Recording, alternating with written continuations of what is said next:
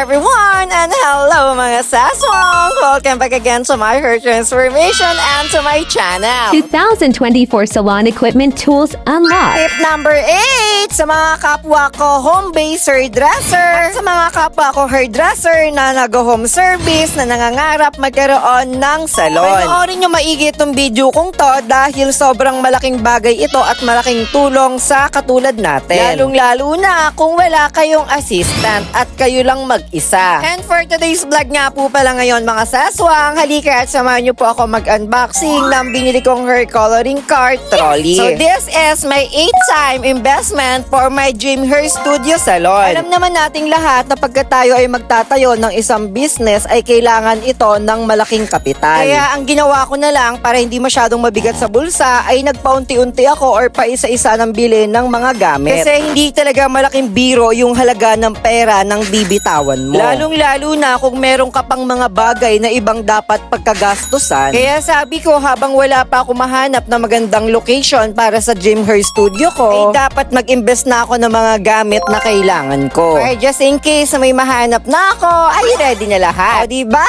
San ka pa?